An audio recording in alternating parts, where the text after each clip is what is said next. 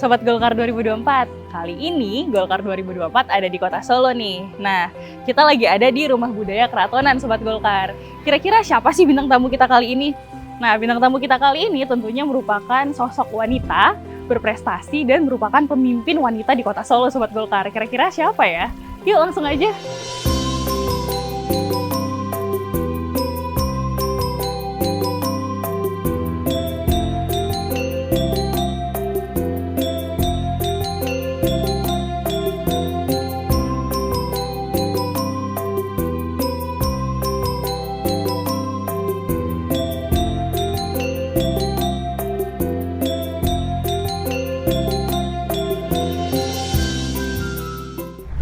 Kita ada pengaruh dari orang tua, tapi kita juga dipercaya untuk, at least kalau dari keluargaku ya dari ayahku, mempercayai kami untuk mencari jalannya sendiri dalam politik. Mbak Sekar juga punya pengalaman terlibat dalam tim pemenangan wali kota Boston ya.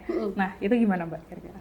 Bagi aku, perempuan dan anak muda itu perlu berani mengambil peran.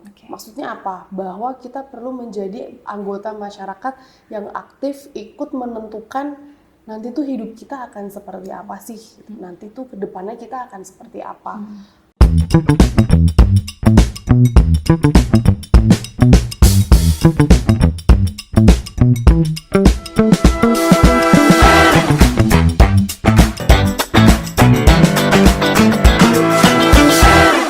Sobat Golkar 2024, kali ini Golkar 2024 ada di kota Solo nih Sobat Golkar. Nah, kita mau wawancara salah satu pemimpin muda politik, tentunya perempuan dan ketua DPD Partai Golkar tingkat 2 nih. Selamat sore Mbak Sekar. Hai, selamat sore. Apa kabar juga? Oke, good. Sampai diskon lagi ya? Dia mau cari waktu untuk bisa label. Tapi nggak apa-apa, menang Mbak. Alhamdulillah. Selamat ya atas terpilihnya sebagai anggota DPRD Kota Solo. Golkar. Nah, Mbak Sekar ini luar biasa loh. Baru 27 tahun ya Mbak, udah terpilih sebagai anggota DPRD. Sangat menginspirasi nih Sobat Golkar. Nah, Mbak mungkin langsung aja ya, aku izin tanya-tanya ya Mbak.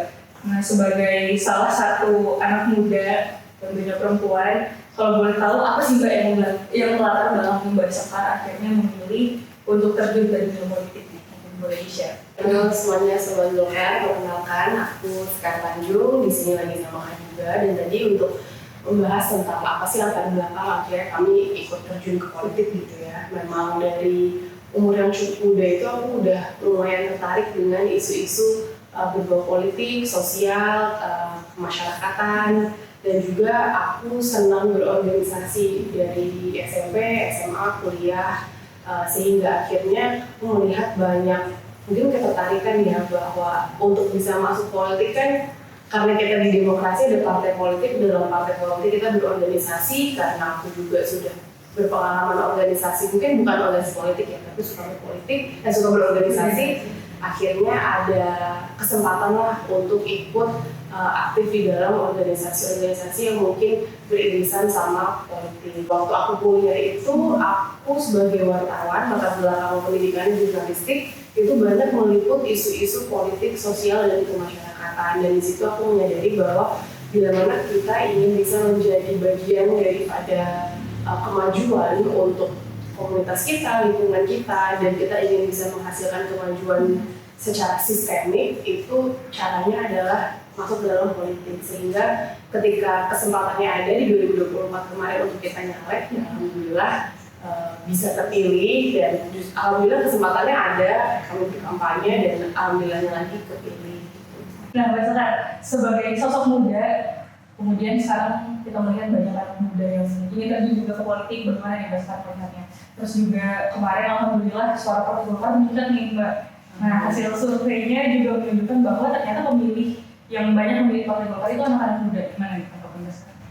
I think that's a great trend karena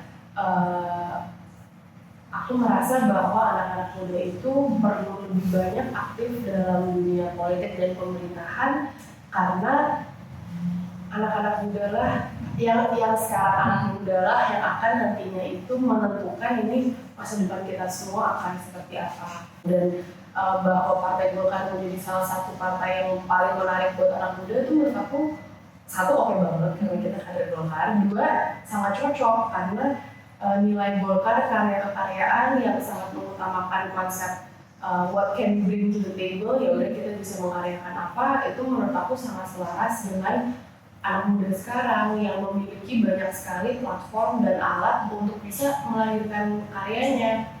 Salah satu yang paling dekat sama kita ya adalah media sosial misalnya, itu kan juga sebuah alat untuk kita mengeluarkan gagasan, menciptakan karya, dan itu sangat sejalan dengan apa yang menjadi nilai-nilai Partai Golkar.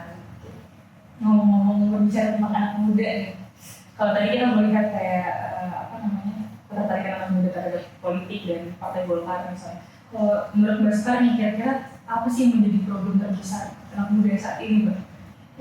Problem terbesar mungkin agak bisa buat aku untuk bisa memilih satu masalah nih gitu. Jadi mungkin aku akan menyampaikan beberapa isu yang aku lihat. Yang pertama itu tentunya yang pertama adalah akses kepada lapangan pekerjaan.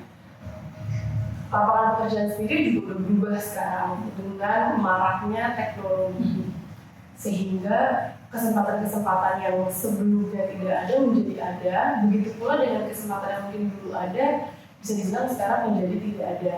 Ini menarik banget, aku beberapa hari yang lalu pergi ke Gramedia, itu mereka udah nggak ada kasir, nggak ada petugas kasir, self-service. Itu di Gramedia di sini ya, di Jakarta bukan di Kota Solo. Itu kalau seandainya teknologi itu diaplikasikan ke secara masif, itu berarti akan mengurangi satu bentuk lapangan pekerjaan yang banyak banget dicari oleh anak muda salah satunya. Dan bagi aku memahami bahwa lapangan pekerjaan itu berubah dan ketersediaan jenis pekerjaan itu berubah itu menjadi tantangan, karena kita sebagai anak muda berarti juga perlu upskilling, kita perlu bisa mencari keterampilan apa nih yang memang betul-betul in demand. Terus isu yang kedua adalah climate change. Ini sesuatu yang bahkan ada namanya climate anxiety sekarang, bahwa kita anak-anak muda itu merasa terganggu atau merasa nggak nyaman, merasa takut karena kita akan menghadapi krisis iklim yang mana suhu dunia itu menjadi jauh lebih panas dari sebelumnya, dan bahkan kita pun perlu mengubah cara hidup kita agar akhirnya suhu bumi ini tuh tidak meningkat secepat itu gitu kan. Dan kenapa ini isu yang mungkin lebih banyak digaungkan oleh anak muda, karena logikanya yang akan hidup mungkin 20, 30, 40 tahun lagi itu adalah anak-anak muda. Sedangkan krisis iklim ini diproyeksikan akan semakin parah dalam kurun waktu segitu. Jadi mungkin bagi kita anak muda itu sesuatu yang mencekam gitu ya, yang menjadi sesuatu yang kita juga perlu perhatikan dan sama-sama cari solusinya.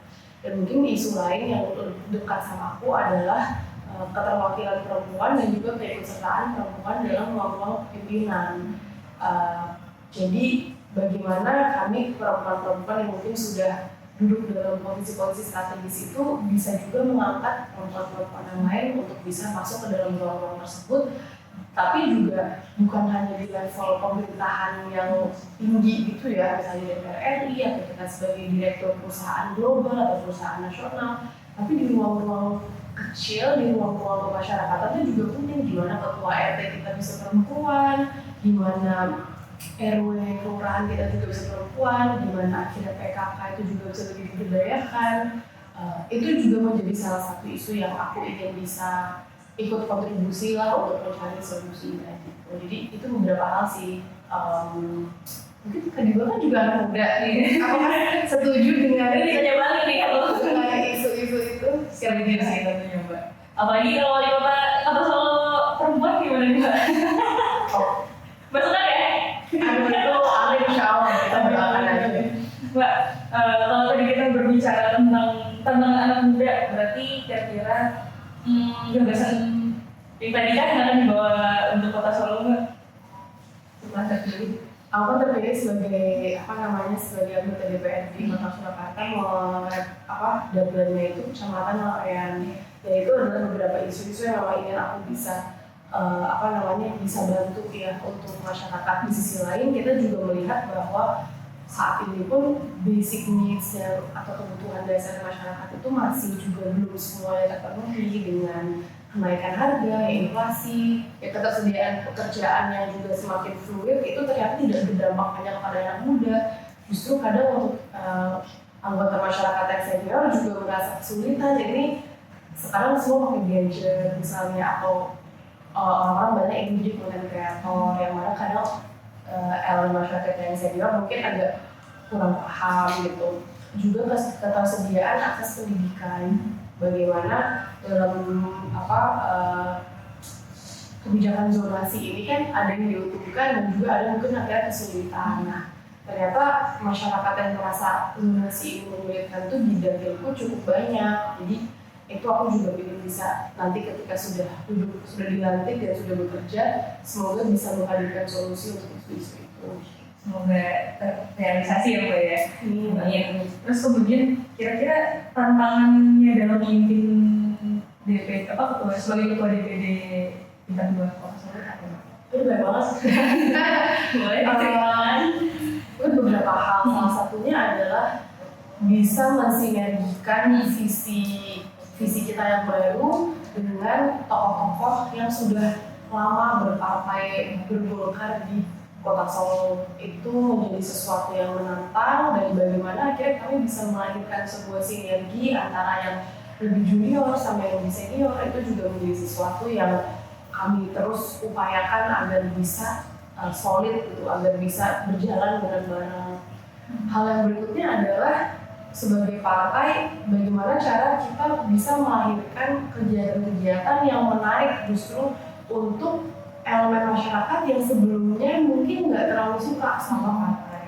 Nah, Mbak Sekar, kira-kira selama memimpin Partai Golkar di Kota Solo, apa aja sih tantangannya Mbak? Mungkin boleh di-share. Aduh, ada banyak. Beberapa ya, bahwa untuk bisa melahirkan sebuah sinergi atau soliditas antara sosok-sosok yang junior dan sosok-sosok yang senior itu menjadi salah satu tantangan. Apalagi kalau di tingkat kota itu lebih banyak yang seniornya, dan aku selaku junior kan junior banget ya, maksudnya kadang di politik itu mungkin umur 40 aja kadang masih dilihat junior gitu. Kita di sini belum 30 tahun. Itu menjadi salah satu tantangan, tapi dari situ kita juga banyak belajar bagaimana caranya kalau aku secara pribadi itu bisa lebih memahami atau membaca karakter dan juga kebutuhan atau keinginan masing-masing daripada anggota kami. Dan berikutnya tantangan lain adalah bagaimana kami selaku partai itu melahirkan program, events, atau tokoh, atau ya karya yang juga bisa menyasar masyarakat yang sebelumnya satu, tidak suka sama partai atau ya apatis sama partai, dan dua, tidak suka sama Golkar atau apatis sama Golkar. Kita harus mengakui bahwa ya di Kota Solo itu Golkar bukan partai pemenang.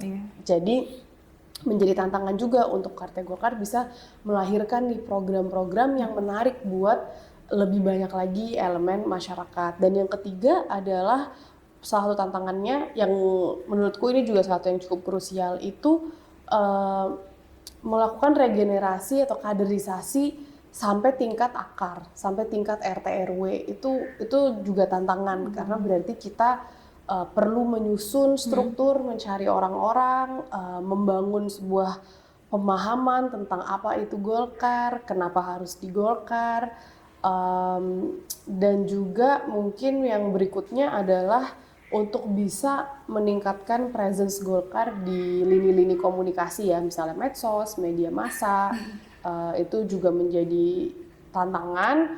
Tapi aku percaya bahwa lewat tantangan itu kalau emang kita bisa komit ya untuk mencari solusinya, itu biasanya justru lahir hal-hal baru gitu yang jadi bikin malah lebih seru untuk menjalani ini gitu. Ya mungkin buat teman-teman yang mau jadi ketua partai juga ini beberapa sharing pengalaman gitu, Sobat Golkar pengalamannya. Tapi Mbak Sekar, kenapa akhirnya memilih melakukan proses berpolitik ini di Kota Solo, Mbak? Solo is my hometown. Oke. Keluargaku asalnya dari Solo dan aku banyak ke Solo waktu masih kecil dan juga seterusnya dewasa.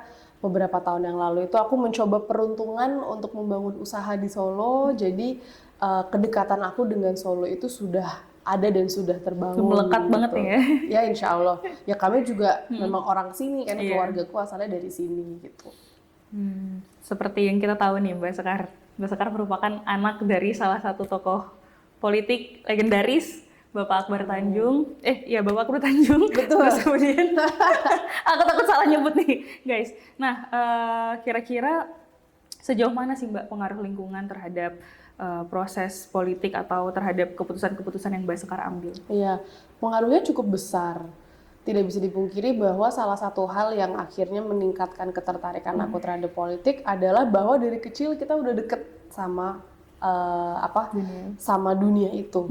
Mungkin kami nggak menjadi politisinya, tapi ya sedikit-sedikit tahulah suka diajak ke DPP, main ke kantor. Kalau kadang kita orang tuanya guru kan suka main ke kantor orang tua jadi guru gitu. Kita main ke kantor Golkar, kantor DPR gitu misalnya. Kalau Pak Akbar atau Bu Nina lagi berkampanye, kami juga suka ikut, sehingga dan diskusi-diskusi di dalam di meja makan itu juga tentang isu-isu politik, sosial. Jadi ketertarikannya jadi lebih tinggi. Nah, di sisi lain, setiap politisi, setiap orang tuh pasti akan berbeda.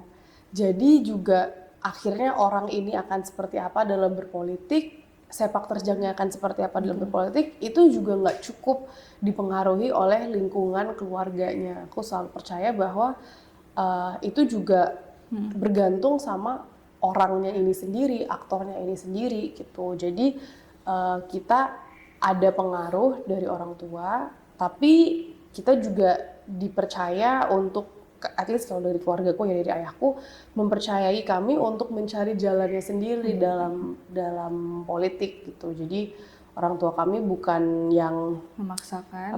satu tidak memaksakan dan dua itu tidak menggandeng.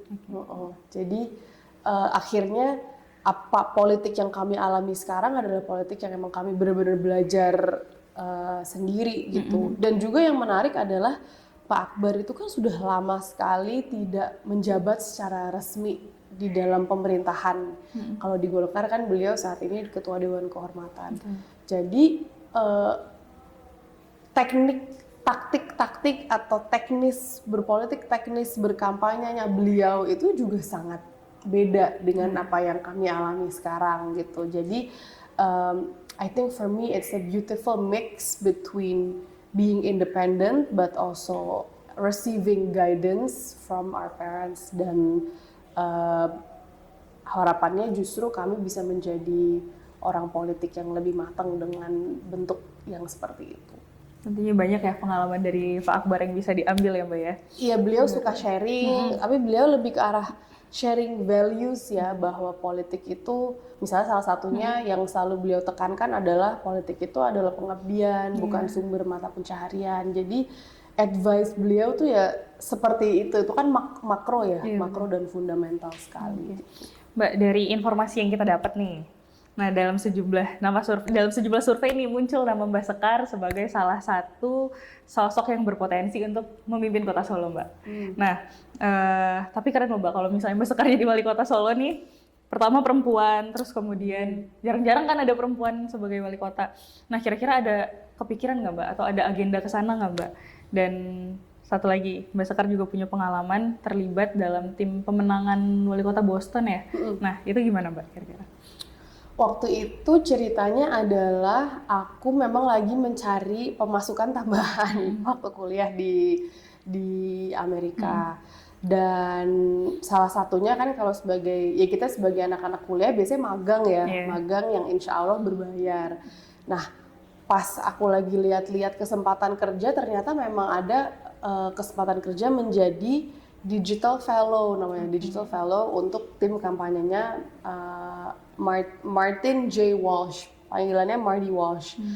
Digital fellow itu adalah palu gada di bidang konten kreator. Jadi kita yang nulis caption, kita yang ngedit videonya, kita yang ngefoto, kita yang ngedesain pakai Canva atau apalagi lah, kita yang nge-tweet, ya itu dijalankan oleh aku gitu. Dan alhamdulillahnya karena teman sebangku aku di kuliah itu juga kerja di sana, jadi aku masuknya agak lebih lancar karena ada rekomendasi. Nah, tapi juga tentunya karena kami punya latar belakang di bidang jurnalistik, punya portfolio di bidang kerja itu semua, jadi ada keserasian gitu bahwa satu, orang-orang di sana udah ada yang kenal aku siapa, dan yang kedua, aku juga ternyata memiliki kapasitasnya gitu, atau sudah punya portfolio yang bisa menjadi bentuk pertanggungjawaban. Dan akhirnya aku, ya itu kita kalau nggak salah 3 bulan deh waktu itu sama Marty J. Walsh gitu ya, ketok-ketok pintu, ngikutin Tidur juga ya. tidur juga, terus ngikutin Marty Walsh-nya kampanye, kita yang foto, terus kita wawancara para pendukungnya gitu. Itu udah salah satu hal yang membekas bagi aku, bisa ada kesempatan untuk kampanye di sana gitu, belajar juga. Luar biasa. Tapi agenda sebagai wali kota ada nggak, Mbak? Tadi pertanyaan aku nih belum terjawab nih. Iya, mungkin untuk yang itu memang Partai Golkar, DPP Partai Golkar itu kan juga sudah memberikan surat, semacam surat tugas ya, surat kerja untuk seluruh ketua DPD di seluruh lapisan dan juga di seluruh Indonesia untuk akhirnya ambil peran dalam pilkada. Dan itu juga sudah dilakukan oleh DPP itu dari tahun lalu, akhir tahun 2023. Nah, jadi sekarang ya kami sebagai ketua Partai Golkar terus menjajaki komunikasi dengan partai-partai lain, dan juga kita melihat tokoh-tokoh yang menarik itu siapa aja, dan kami juga punya tanggung jawab untuk terus menyasar para pemilih Partai Golkar yang kemarin. Jadi Golkar Solo itu suaranya naik 15%, dan berarti kan lebih banyak orang kemarin yang memilih Partai Golkar. Dan kami terus turun ke masyarakat, kami menyapa dan berusaha untuk dekat sama mereka, para pemilih, dan bahkan kalau bisa memperluas lagi jangkauannya untuk lebih memahami kira-kira apa sih yang diinginkan, apa sih yang menjadi perhatian, ketertarikan daripada masyarakat Kota Solo. Dan dalam proses itulah juga ikut membantu kami memutuskan langkah-langkah untuk pilkada gitu. Oke, kita doakan semoga yang terbaik ya Sobat Golkar. Oke, Mbak, terakhir nih sebelum kita tutup diskusi ini, apa sih peran untuk anak muda dan perempuan Indonesia dari Mbak Sekar? Bagi aku, perempuan dan anak muda itu perlu berani mengambil peran. Maksudnya apa? Bahwa kita perlu menjadi anggota masyarakat yang aktif, ikut menentukan nanti tuh hidup kita akan seperti apa sih? Nanti tuh kedepannya kita akan seperti apa? Kalau memang punya kesempatan di tingkat yang tinggi, ya ambil. Tapi sebetulnya banyak ruang-ruang yang bisa menjadi tempat kita untuk mengambil peran seperti itu. Ya misalnya kita di organisasi mahasiswa, atau kita di tingkat RT, di tingkat RW, atau di pekerjaan, misalnya ada kesempatan untuk bisa menjadi untuk menjadi pimpinan di dalam ruang-ruang pekerjaan, ruang-ruang profesional. Itu menurut aku penting sekali bahwa anak muda dan perempuan lebih berani untuk meraih posisi-posisi tersebut gitu. Karena akhirnya kitalah yang akan membentuk ke depannya seperti apa. Dan kalau kita menjadi pihak-pihak yang apatis, nanti akhirnya kita juga jadi tidak ikut untuk membentuk itu gitu kan. Sayang, momentumnya harus kita ambil. Terima kasih Mbak Sekar. Terima kasih Kak diskusi Diba yang luar biasa. Mbak Sekar, izin kita sudah diskusi serius. Deg-degan, tanya cepat apa nih? Oke, aku ada pertanyaan dan itu harus dijawab cepat. Ini ada 13 pertanyaan. Banyak banget. 13. Jawab cepat ya. Oke, boleh dimulai? Mulai diedit. Ini aja nanti ya, nyata ya. Oke. Pertama, satu kata untuk Kota Solo. Maju. Oke. Satu kata untuk Partai Golkar. Keren. Apa coba? Satu kata. Menang.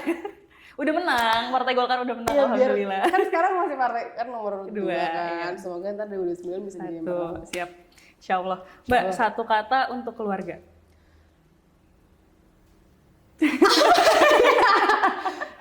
My everything. Oke. Itu 2 kata tapi nggak apa ya. Gak apa-apa. Oke. Satu buku yang berpengaruh bagi Mbak Sekar. Satu doang. Educated by Tara Westover. Oke, dicari ya guys. Terus jurnalis atau politisi Mbak? Dua-duanya. Salah satu. Dua-duanya. Politisi dong, saat ini sudah menjadi politisi. Saat ini. Oke, politisi berarti. Ya boleh lah. Selat Solo atau Timlo? Selat Solo. Selat Solo. Aku belum pernah nyobain sih, enak kan Mbak? Enak banget. Oke, ntar kita coba. Kemudian Solo atau Jakarta? Solo. Solo. Eksekutif atau legislatif? Legislatif. Make up atau skincare? Skincare. Skincare, oke. Ngebatik atau menari? Interesting. Menari karena aku selalu pengen bisa menari. Nggak bisa menari. Tapi ngebatik bisa? Ya nggak jago Nggak juga jago sih, ya? tapi di antara dua itu aku lebih nggak jago lagi menari. Menari, oke. Bubur diaduk atau nggak diaduk? Diaduk. Diaduk, sama dong. Diaduk. Kemudian mie goreng atau mie rebus Mbak? Mie goreng. Mie goreng. Terakhir nih, ini nggak satu sih tapi 3. 3 tokoh politik favorit. Aduh, siapa ya? Harus politik banget ya? Iya. Boleh nggak politik nggak? Politik. Pak Akbar. Itu salah satu teladan ya. Favorit. Salah satu Pak Jokowi. Oke, Pak Jokowi. Rumus-rumusnya apa? Mohon senpai. Suhu. 2 itu Angela Merkel. Yang dulu Perdana Menteri Jerman atau presiden Perdana Menteri, I think. Salah satu yang aku waktu di kuliah itu banyak membaca tulisan-tulisannya itu MLK, Martin Luther King. Jadi mungkin aku bisa menyampaikan juga beliau salah satu yang aku pelajari dikit lah. Luar biasa, Sobat Golkar. Terima kasih. Mas Sekar, terima kasih atas waktunya. Semoga kita bisa berdiskusi lebih lanjut. Dan boleh salam terakhir buat Sobat Golkar untuk Pilkada mungkin? Salam terakhir, ini mungkin yang ingin aku sampaikan aja ke teman-teman semua, bahwa politik itu alat ya teman-teman. Jadi hasil dari politik itu bisa bagus, bisa jelek, tergantung orang yang menggunakan alat itu. Jadi politisi-politisinya. Jadi dengan itu harapanku adalah satu, teman-teman bisa lebih objektif dalam memilih di kontestasi-kontestasi ke depan. Dan yang kedua harapanku adalah teman-teman juga jadi nggak terlalu takut, nggak terlalu apatis. Atau nggak terlalu negatif lah gitu. Jadi lebih objektif dalam menilai proses politik dan juga elemen-elemen yang ada dalam politik itu sendiri, salah satunya partai gitu. Jadi itu aja sih dari aku terakhir. Terima kasih Sobat Golkar 2024, sampai ketemu di lain waktu.